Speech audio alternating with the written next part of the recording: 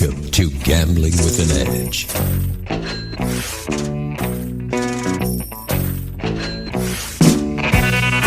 now, here are Bob and Richard. Good afternoon. Welcome to Gambling with an Edge. I'm Bob Dancer. And I'm Richard Munchkin. Our guest today is Cartwright. And our primary area of focus is the now dead 21 Magic side bet on the Buffalo blackjack games that were found in Colorado until recently. Cartwright, welcome to Gambling with an Edge. Thanks, it's good to be back. In general, what was the 21 Magic side bet? Okay, so that was a side bet on blackjack where you get paid if you have a winning hand that totals 21. So there's a pay table, and the payout is based on the number of cards in your hand, where more cards equals a higher payout. So, for instance, if you get a natural blackjack, that's a 2-card 21, assuming it beats the dealer, then you would get paid 6-1 on your side bet. All the way up to a 7-card or more 21, got paid 25-1. So, which was nice. But, yeah, the key to that, though, is that it does have to be a winning 21. So if the dealer makes 21, it's a push. Oh, that sucks. And, a lot.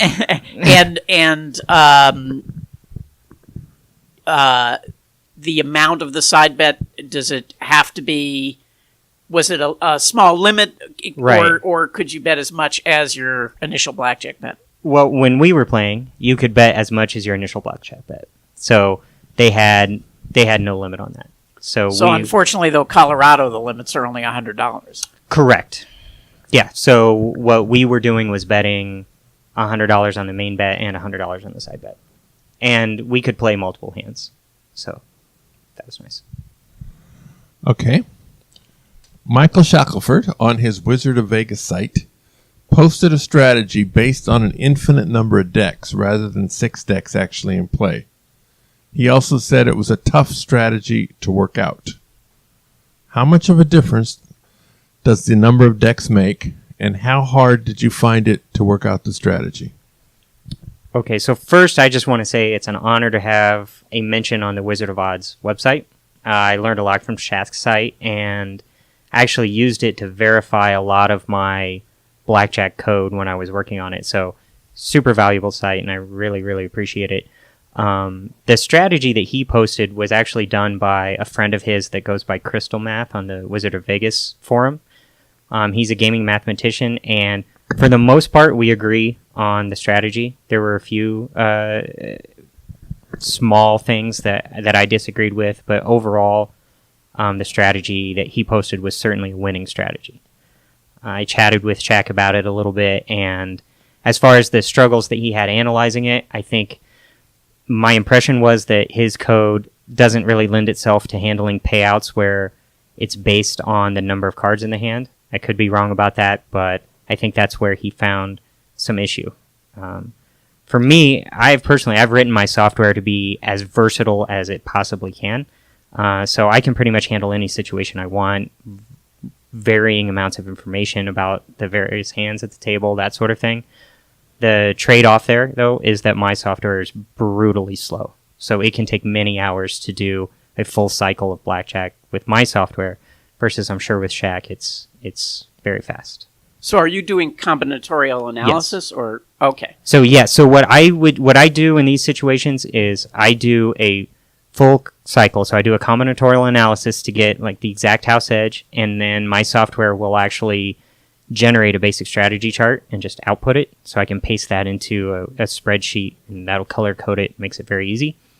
And then what I do is I write a simulator to then validate the combinatorial analysis and to try out various betting strategies if it makes sense for that game. So this game you just bet, but if it's a card counting thing, that sort of thing, I would go to the simulator to look at different bet spreads, that kind of thing. Now, had you already worked this out when it appeared on Shaq's site, or did you see it on Shaq's site and then work it out after the fact? So a good friend of mine who is a professional AP, he found the game and brought it to me. So he occasionally finds games out there and asks me to analyze them. So he asked me to analyze this.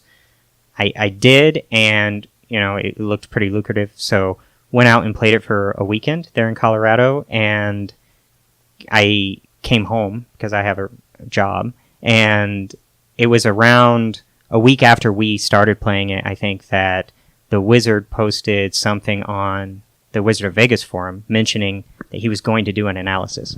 And so we knew that the clock was kind of ticking, and Shaq kindly agreed to delay publishing a little bit, and in exchange we kind of worked together on validating the numbers and that sort of thing. So once he had everything pretty well nailed down, by that time the game was more or less toast. So it worked out fine. Right. I just want to point out that this happens a lot where people get mad when Shaq or someone else publishes a strategy because now suddenly the few people who knew about the game are going to be negatively impacted. But those same people never give him any credit, him or anyone else who publishes this kind of stuff. They never give him any credit where they learned about a game that they didn't know about from reading it on his site, and then they go out and make money. It's sort of, well, those don't count. It's only the ones that impact me negatively are the ones that count. In fact, on his forum, somebody posted information about the game asking if there was a strategy in, I think it was 2011. So wow. This game, the information has been out there for many years that the game exists, and I guess nobody had really taken the time to actually analyze it until fairly recently. I was not the first, though. There were people that were already playing it, which is really how the information got to us. So somebody saw somebody winning and mentioned it to someone else who it kind of went down the line that way. That is a danger of just sort of being seen in a casino playing something. Right. Is a problem sometimes. Well, when you're doing really well, sometimes it's a good problem, though, I guess. Well, I don't know. If you're doing really well, you're going to have stacks of black chips and other colors in front of you. That can attract unwanted attention from the pit. Well, if it's your own table, the pit knows how well you're doing, but people walking by seeing purples or chocolates or whatever they have. Often the unwanted attention is worse coming from other APs than it is coming from the pit. Because if it's a game that's in multiple locations, the pit can bar you in that one casino. The APs that see you playing it and suddenly go out and try to play it as well can burn it out all over the United States. Right. So my anecdotal evidence, though, from talking to dealers is that the folks who were playing the game before us were not playing a perfect strategy. They seemed to be doing an approximation of the strategy that wouldn't have been quite so good. So I don't know how thoroughly they were playing it, and they certainly weren't playing it. They weren't grinding it.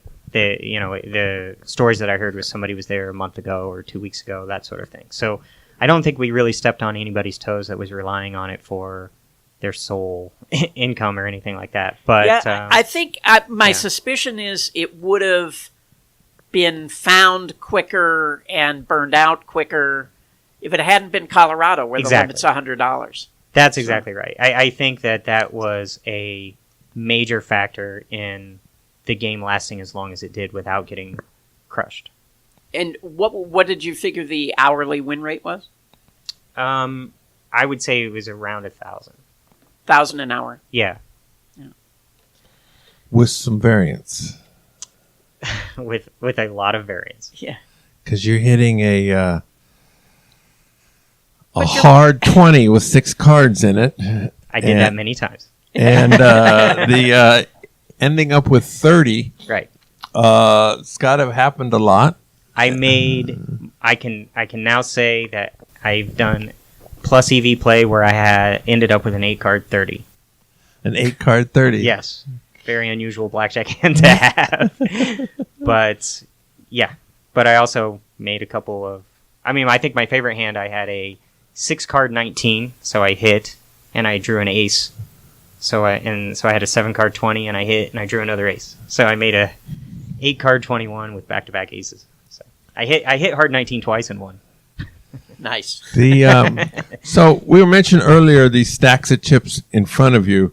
So it's got to be right to rat hole the chips. Did you do this with? Did you announce to the pit that you were doing it so they didn't?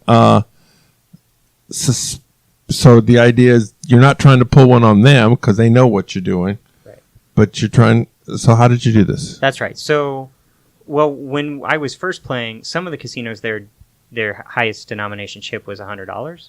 So in those casinos, it was getting a little out of hand how full the pockets got, and so I just had stacks of chips. There was really not a big way to avoid it, and walked out with racked chips. But where there were $500 chips and then eventually $1,000 chips were introduced to our games, I put them in my pocket, and when the pit came over to count down the tray, I was very upfront with, I have some chips in my pocket. If you need to know how many there are, no problem. I just don't want it to be so obvious that I have money in front of me. And they always thanked me and were super appreciative of my, openness about that, and never asked me to dig through my pocket and count it down or anything. So that was actually a big part of this play for me, was getting the pit to like me. That was a major goal of mine, and I feel like I succeeded. And there were problems with other people who didn't adapt that same strategy, right? Yeah, so there was a casino I was playing, and I saw the long walk from the pit coming my way, and I had a feeling what was happening, but he profusely apologized to me and said that he had to lower the maximum bet, and asked me if I wanted a comp to the steakhouse, and it was very, very friendly, and I wasn't backed off at all. It was just lowered the bet. At the same time, there was a different player who was getting barred and flyered in the town for the same play. So the difference was, as far as I can tell, just simply attitude towards the casino employees. I think it went a long ways. I tipped a lot as well, like a lot. $1,000 an hour, you can afford a little bit of tips. You can, and what I discovered, the biggest, or the friendliest casino there, their dealers are also floor people. That is sort of punishment to the new dealers that they have to floor, because you make a lot more money as a dealer, and so they don't pool tips. They do not pool tips, and so by getting that information and finding out that there was a good chance the person dealing to me today would be a floor tomorrow, I felt it was even more advantageous to make sure that they liked me. And so, again, I feel like that worked out very well, and I had very, very good attitude from all of the casino employees that I interacted with. They were, frankly, quite happy for me that I was winning, and I think that the same is true for my friend who was also playing. Now, you said you a 7-card 21 paid 25 for one, or 25 to 1. I don't know. 2-1. And what did a 6-card pay? 10-1. 5 and 6 were both 10-1. So Was there an 8-card payoff? No, it was 7+. So would it make sense if you had a 6-card 21 to hit it? If it was a soft 21 to hit going for the 7-card. It might have made sense. I didn't actually analyze that because Colorado has a law, apparently, that it is actually not allowed to hit 21. And so most of the dealers didn't know that, but many of the dealers did, and kind of made a show of pointing it out to me to show me how smart they were. And I appreciated the information. So yeah, hitting 21 is not actually technically allowed in Colorado, from what I have gleaned. And so it wasn't worth looking at. And that was one of the very few shortcuts that I have in my blackjack software, is that it does not look at hitting 21. Oh, so it isn't totally flexible. It's not totally flexible. I could take that out, but I went ahead and kept that one in. So I want to go back to the player that had a bad attitude toward the pit and all that. Sure. Was he late to the party? And do you know where this player came from? How he I do learned to play the game? I mean, I don't want to. I don't know how much I can get into it, but for the most part, this is one of the people who was responsible for getting it known to me that this game existed. So, not a bad guy at all, but just not. My understanding was, and I don't know him, but my understanding was that the way he handled himself lended him to getting fired. So it was a social skill function. Social skill. Now, you told me somebody brought the game to you. If somebody you didn't know wanted you to analyze a game for some fee, is that something you do? And if so, how do they get in touch with you? I do. So just like this friend, and there are a number of other folks out there who come to me when they see a game and would like some analysis done. Probably the easiest way is by getting a hold of you guys, if you don't mind. That's a great way to... gamblingwithanedge@gmail.com. There you go. Just, I'm sure Richard will be able to forward any inquiries over to me. And, if I find it's an interesting game, I'm definitely willing to take a look at it. Does your program have enough flexibility to analyze new video poker programs? No. Oh, damn. Okay. But you don't just do blackjack. We should make that clear. Yeah, just right. table games in general. So far, I've stuck with just table games, poker-based games, Baccarat-style scored games, blackjack games.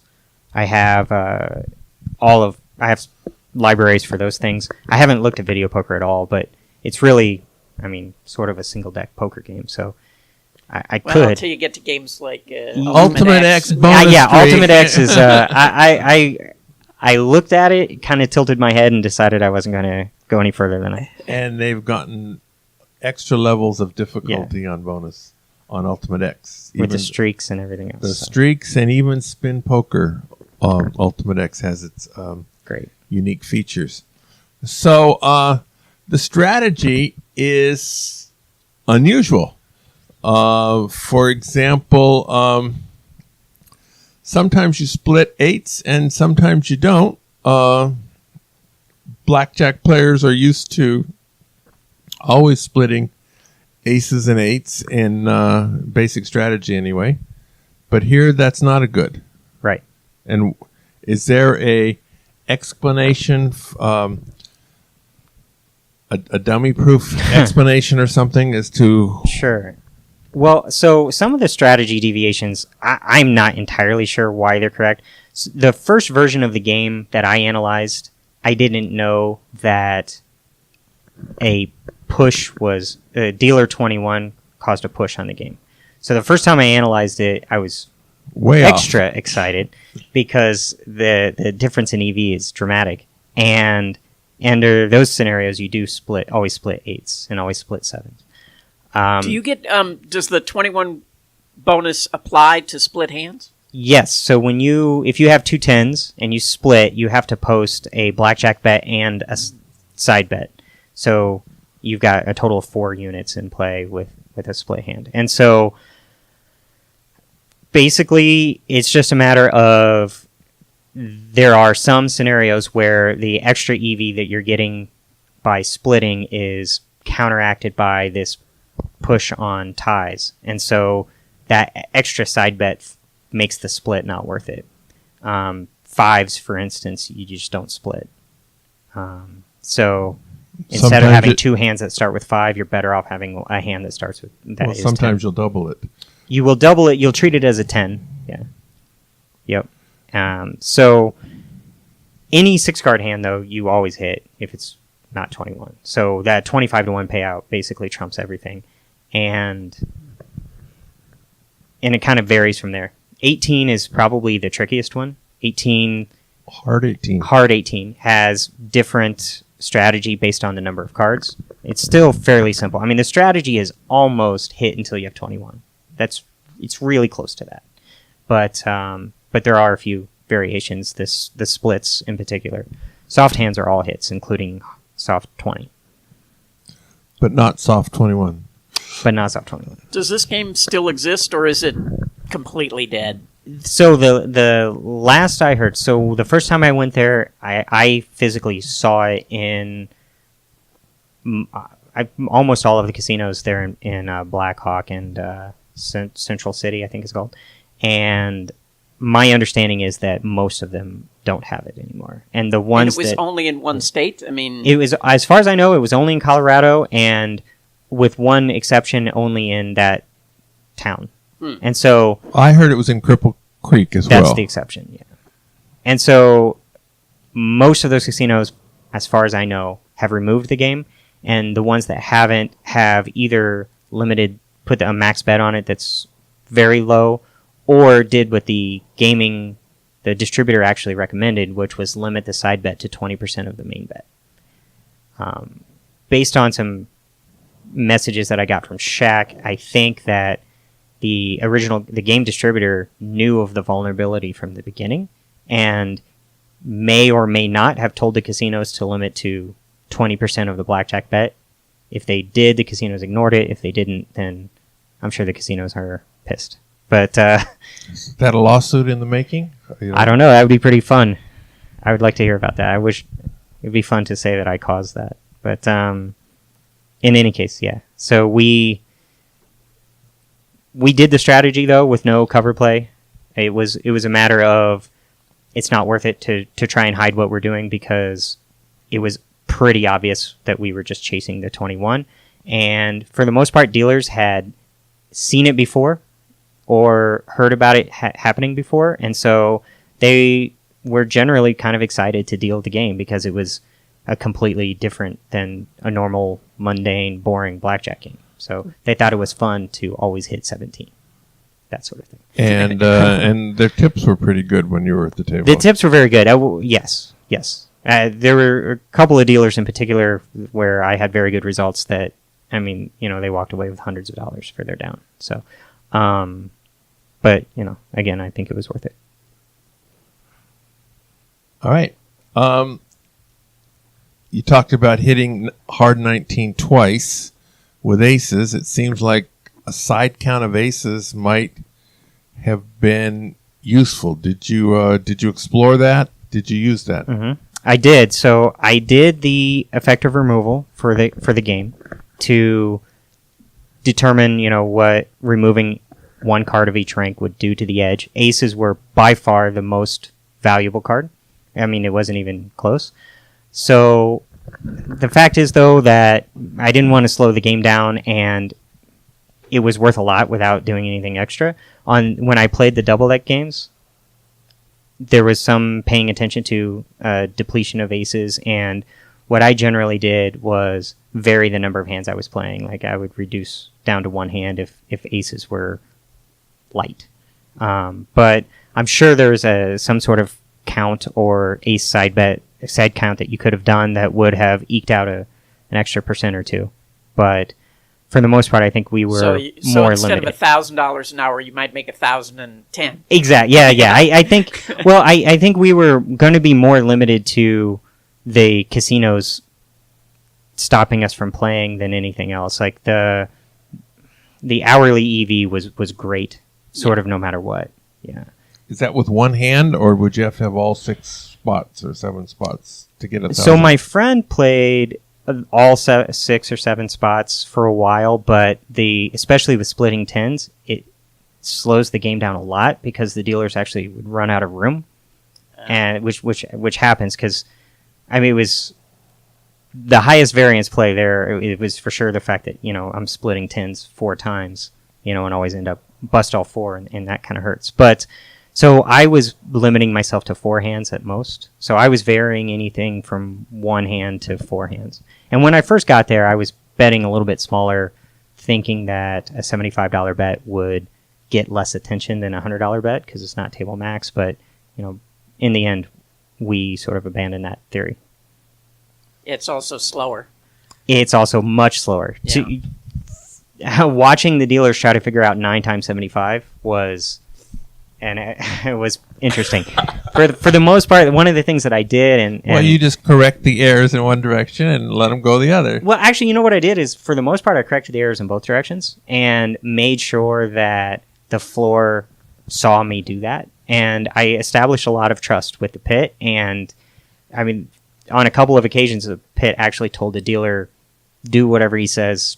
We trust him. It's fine. You don't have to call it out. So they were making fairly large payouts without getting any floor approval or anything like that, because they were happening fairly often, and the pit trusted me.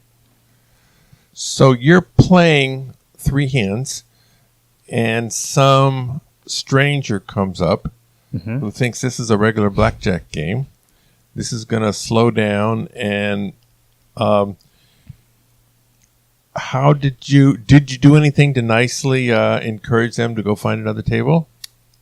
I absolutely did. So what I would do is I would try to find tables that were empty before I sat down, if I could.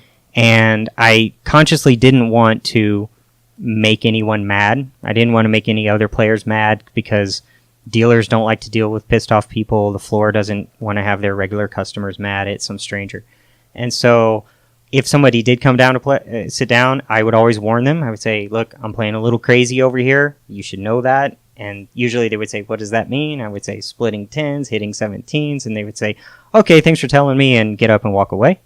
Because clearly you would be bad luck for them. Absolutely. I'm screwing up the flow of the cards for sure. And there were a few people that sat down and stormed off cursing at me. But there was also a group of people that said, it's your money, do what you want to do, and sat down and actually got a lot of entertainment value out of watching my crazy play. And so, there was kind of 3 groups of people: the people that didn't want to have any part of it, the people who thought it was interesting, and then the people that would really try to study what I was doing and then emulate it. I was going to say, in many of these types of things, you get the followers, right, who want to... My favorite followers, there were the ones that followed the strategy but didn't make the side bet. So there was a guy that decided it must be correct to hit hard 17 every time, but he wasn't making the side bet. So, and I tried to very nicely let him know that, look, if you probably shouldn't play the way I'm playing, especially if you're not making this bet, and he just didn't seem to mind. But there were a few people that just followed what I was doing. They decided to start making the side bet and more or less trying to play the strategy. And if they asked me what to do, I would say, well, if it were me, I would hit. But it's your money; it's up to you. That's my kind of stock response to that. If it looked like they were winning a lot or betting big, sometimes I would just get up and leave, because I don't know, it just didn't seem like it was a good idea to have a lot of even more attention on the side bet or the table or me or anything else. Well, the other danger is the more that you help them, now it's like you're going to be stuck with a buddy every time they see you in the casino. So yeah, that's true. I mean, I understand you're not wanting to sort of piss off the pit and stuff, but you're really costing yourself there too. Yeah, well, so in the end, what we ended up doing was just getting reserved tables, so that it became a non-issue. But at the beginning, I didn't seem appropriate to ask for that, and until I really felt like I had a relationship established, and so. You just had to deal with people sitting down. It wasn't too bad though. I mean, there were a couple of people that sat down with the intent to play the game as I was playing it. Other, I guess, APs or people that had heard about the game. From what I heard anecdotally, it seemed like the dealers were all talking about it.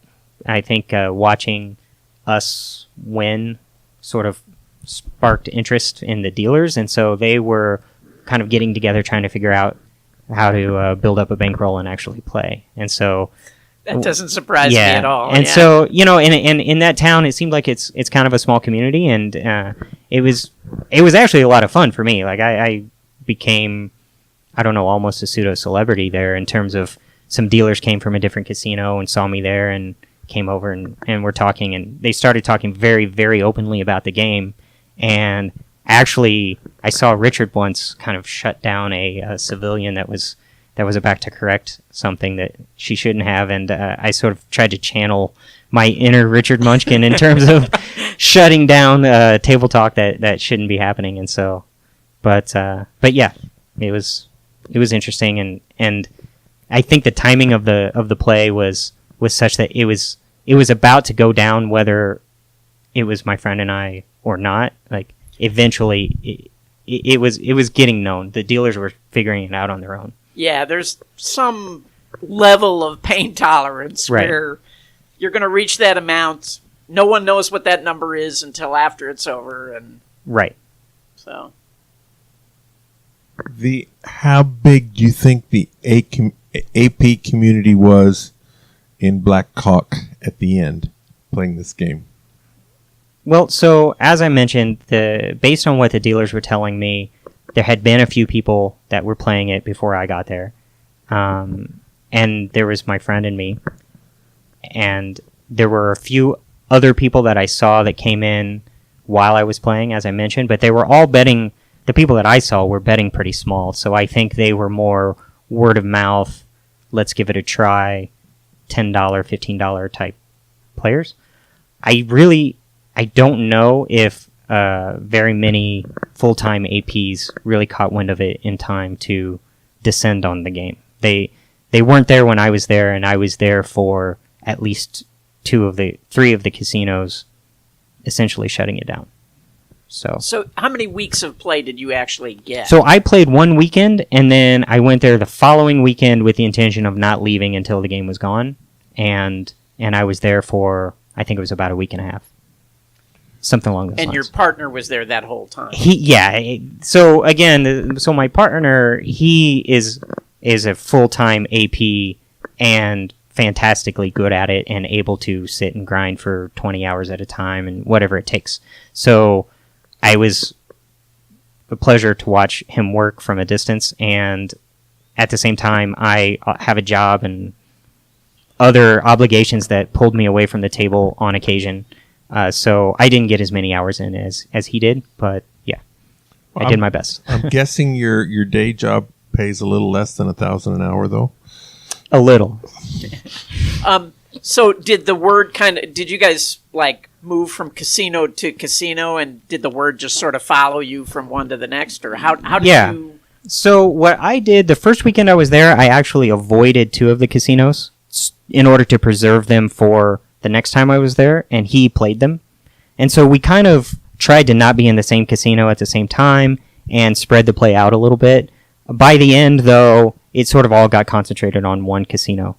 And so we ended up Why that particular casino? It was the only one still accepting $100 bets. Oh, okay. So because of that, we were both basically sitting at reserved tables in different pits and just grinding. We're going to leave this game pretty soon. Do you have any unusual anecdotes from playing this game to share with us that you haven't shared already? Sure. I mean, I think I've shared a lot of them, but I mean, one thing I'll say is that I definitely feel like I either learned or had some lessons reinforced from this game. One of them being networking.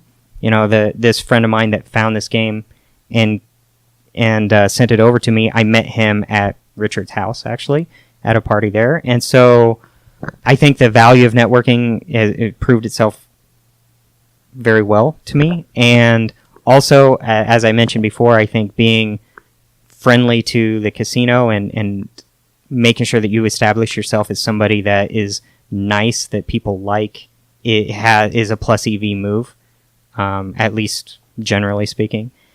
And in life as well. In life as well, yeah, that's true. And you know, I think as far as anecdotes from the game, we were talking about people following us around. I did have one guy who was kind of a fan. He showed up at like 3 different casinos that I was at on different days, and once he spotted me, he came to the table and he didn't play the strategy. He just sat and played table minimum and wanted to watch. And so, you know, that was kind of interesting. I guess the crowd reaction, people gathered behind me watching me play, and I mean, hitting a 20 and getting an ace gets a reaction out of everybody, and that happened to me a number of times. And so, not as many times as hitting a 20 and getting a 10. That's correct. That's true. But I was also the dealers actually ran pretty good in terms of most of the time that I did that. I had a bet out for them, so they got the 25-1 payout as well. And so, you know, it was a good time. And I did hear a pit person say something that I hope someday I hear it again. The dealer turned and explained to the pit that, this game is broken. He's playing with an edge. And the pit guy said, and I quote, "I don't give a shit. Just let me know when to order another fill." Oh, yeah, that happens all the time. So yeah, I mean, needless to say, I was very happy with the general attitude there for this game. Was there a factor of timing for you personally insofar as when you learned about the game compared to when you had built your blackjack analyzer? Yes, absolutely. So had the game come to me 6 months earlier, I probably would have had to pass on doing the analysis because I didn't have any blackjack software. And it just happened that I had decided that it was time that I had... The only thing I had previous to that was some code written to analyze some side bets, but nothing to really play blackjack, and splits in particular are a pain in the ass. And so I just happened to have recently decided to sit down and work it all out, and did that, and had been playing around with various games and situations, hole carding, this sort of thing, just to try to reproduce some of the published numbers out there to ensure that I was doing it properly. And I pretty well had all of that wrapped up, and a couple weeks later, this game kind of came across my inbox. And so it really wasn't that hard to do. For me, the biggest part challenging the analysis was probably removing the shortcuts that I had. Like previously, my software didn't allow for hitting hard 20, for instance. I had to trim that one out. I had to trim out a lot of things that ended up slowing it down even further, but we came to the right strategy, and it was a lot of fun. Yeah, to me, those are some of the most fun games to play, are the ones that are brand new. Right. The game we played together, again, was a brand new game. Didn't last very long. They typically don't, but yeah. But yeah, that to me, that really is... Yeah, me too. I think it's a lot of fun. And one of the things about this game that was especially interesting is that it was basically just a broken game. So there was no card counting or any other sort of advanced strategy or technique going on. It was just play this basic strategy chart and win. And so I actually had a sense for the first time what it must feel like to recreationally gamble, in terms of I'm just going to go sit down and play and have fun and not really use my brain to concentrate on anything other than making it look like I'm having fun. And so it was a different experience than most of the AP plays that I've done. Well, good. We've been talking to Cartwright about the Magic 21 bet on Buffalo Blackjack. We're going to take a brief commercial, and then we're going to come back and talk to him about some AP moves away from the blackjack table. The South Point has more than 10,000 games, returning more than 99%. This is more than anyone else has. In August, in the Summer Sizzling Seat giveaway, every Friday, Saturday, and Sunday from 9 a.m. to 2 a.m. the following day, approximately 20 random players each hour will be awarded $100. Every Monday is Prime Monday, where Prime is the name of their sexy seniors 50 years of age and older group. It includes a tournament, half-off dinner if you play with points, $4 movies, and half-off bingo. Week 3 of the free video poker classes, Wednesday, August 16th, will be 8-5 bonus poker quick quads, a 99.55% game that to me is a lot more interesting than regular video poker. A quick quad consists of a 3 of a kind, where the other 2 cards add up to the rank of the trips, like 99954, or 444 deuce deuce, or 333 deuce ace. There are a lot of strategy deviations you make while going for the quick quads. There will be one class only, beginning at noon. The class is in the Silverado Lounge, which is the first lounge you come to when you park in the garage. Everyone at least 21 years of age and older is welcome. At videopoker.com is the best place to play lots of games. If you sign up for the gold membership, $8.95 a month or $79.95 a year, this allows you to get correction on most of the games. The game of the week is 10 Play Dream Card. Dream Card, 10 coin per line game, where periodically the fifth card on the deal is replaced with a Dream Card, which becomes the best possible card given the first 4 dealt. The Dream Card chosen by the computer is almost always correct, but there are a few cases where a better card could be chosen, and you're free to change that when it happens, or just because you want to. You end up with more royals, quads, and W2Gs on this game compared to regular video poker. On games like Jacks or Better, where quads pay only $125, you get a lot of dream cards. On games like Triple Double Bonus, where quads pay $250, $400, $800, $2,000, or $4,000, you get a lot fewer dream cards because they are worth so much more. All right, we're talking to Cartwright. He's on before, and he talked about using credit cards in an AP kind of a way. Are you still doing that, and do you have any information for us? I am. So, as I mentioned before, I think in our first show, I think the best way to approach that is to have a trip you want to take, plan it, find the airline that you want to take, and really target miles to do that. One of the things that you can kind of get into trouble with, I think, is get a little obsessive over it, and it can turn into a full-time job almost, which I have to admit kind of happened to me. And you sometimes will end up with a stockpile of points or miles, and I think one piece of advice is to try to avoid doing that because they devalue over time. So each of the airlines will occasionally change their program so that it takes more miles to fly to destinations, or they lower the number of seats available, this sort of thing. And, scary things happen like Marriott and SPG merge. So far, the SPG program hasn't really changed, but it could, and it's one of the best ones out there. And so it's probably not a good idea to stockpile points.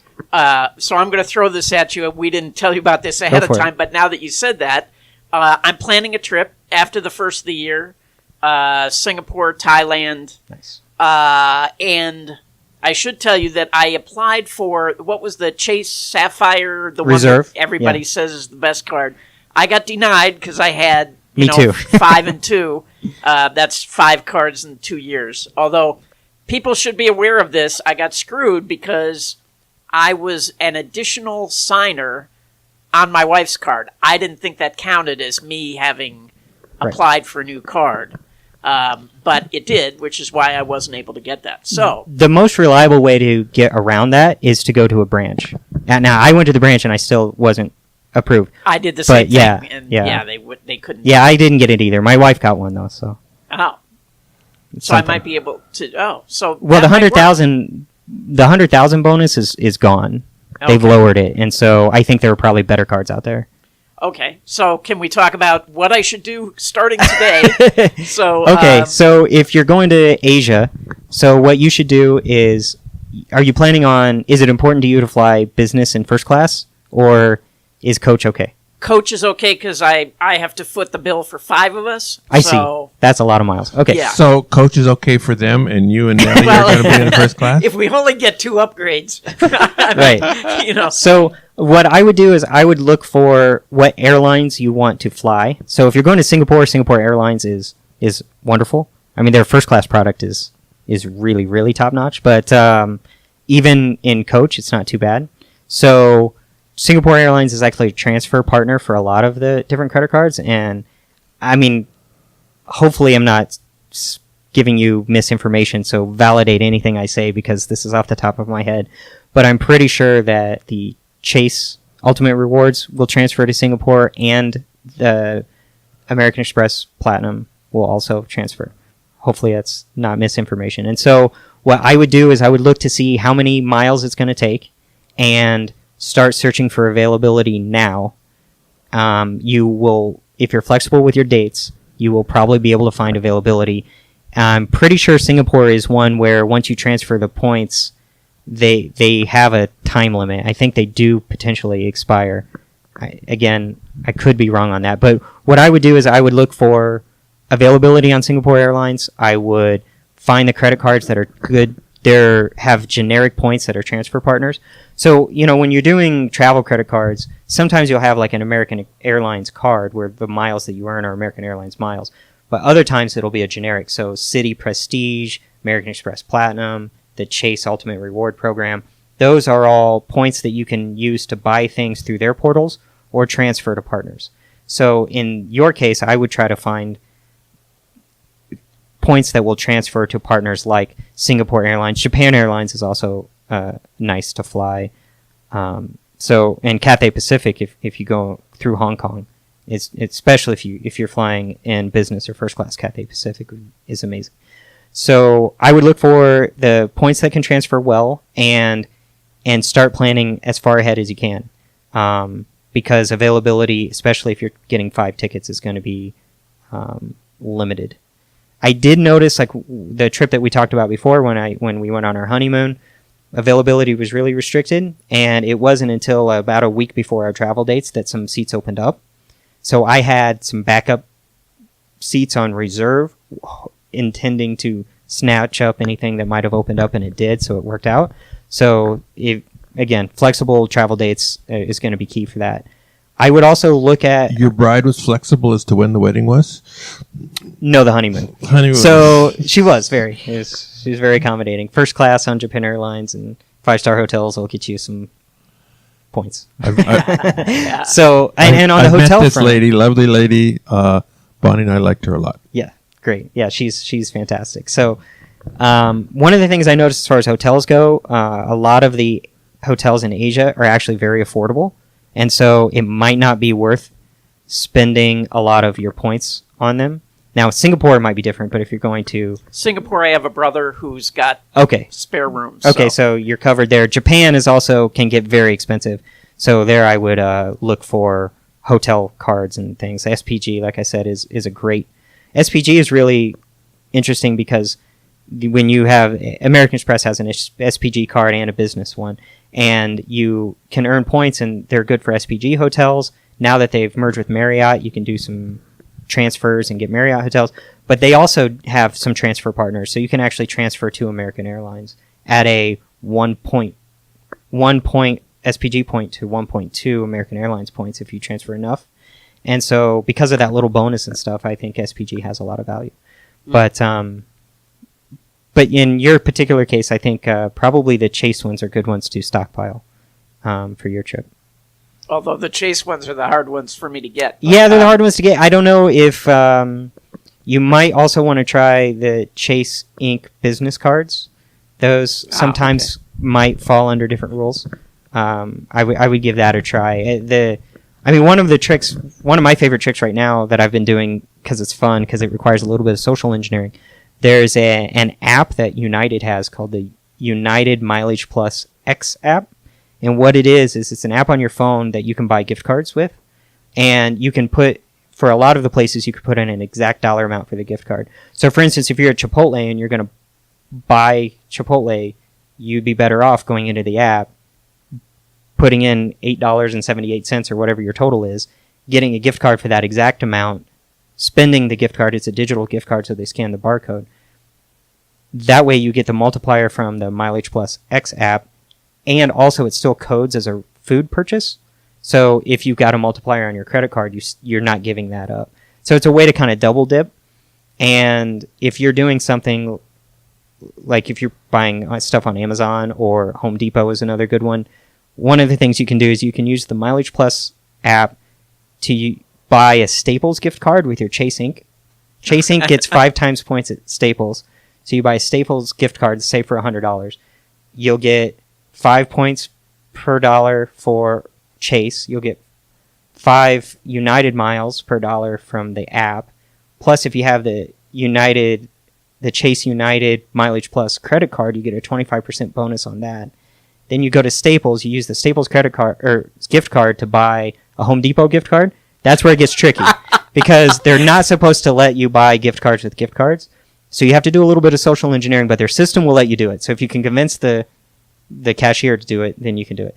And then go onto a shopping portal to buy the Home Depot product and just say you'll pick it up in the store if you don't want it shipped.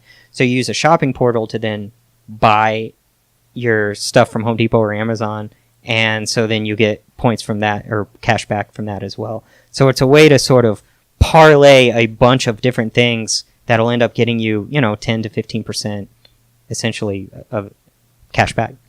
So I'm guessing now we have our a log as to when different things are discussed. I'm guessing that some of the people are going to notice that started, and I'm making a number up, 48 minutes and 7 seconds, and they're going to go back and listen to that 2 or 3 times. There was a lot of information in there. Yeah. So, and despite that kind of complicated scenario, what I personally have done is decided I sort of have taken a little bit of a backseat on the point churning. I don't really do any manufactured spend anymore. But if I'm buying something that is expensive, I usually will either get a new credit card.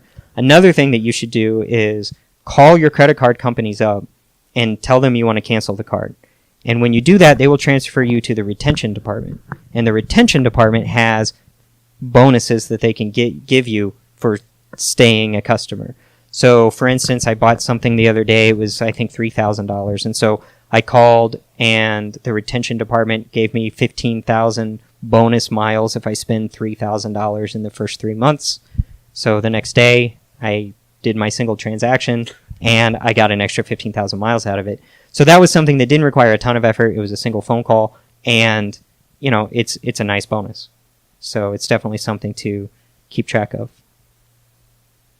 Is that mostly airline cards that do that, or no? All the cards will do that.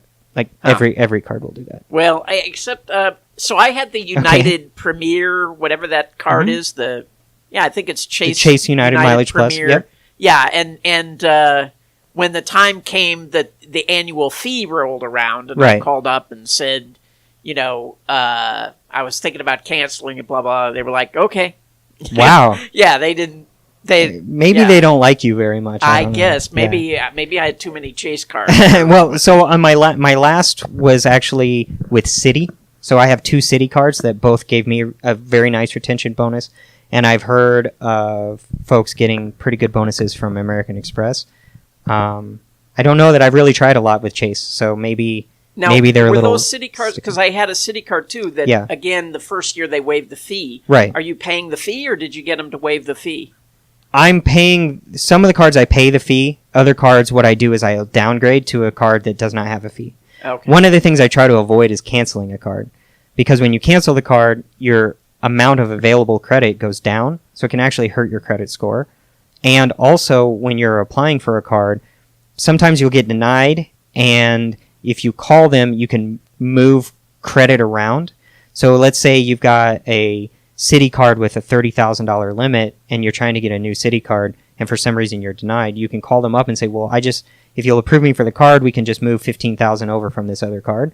And they will actually do that, because from their eyes, they aren't extending you any additional credit. Right. So that's sometimes a way to get through any restrictions that they have. At some point, I have over $100,000 of available credit across my Chase cards, which means anytime I apply for a Chase card, it's going to trigger a review, because it's a lot, and they just want to make sure that I'm not a bad credit risk for them. And so sometimes it's easier to just say, well, just move something over. So I would avoid canceling cards, but for sure, some of the annual fees are outrageous, right? It's $450, $550 is what American Express Platinum has gone up to. So in those cases, unless you're getting value from all the extra perks, you should probably downgrade those. And they treat a downgrade differently than a cancel.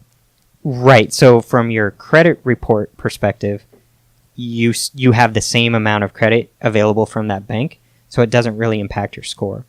And from the bank's perspective, they're still extending you that credit, so you have a credit line that you can kind of play around with.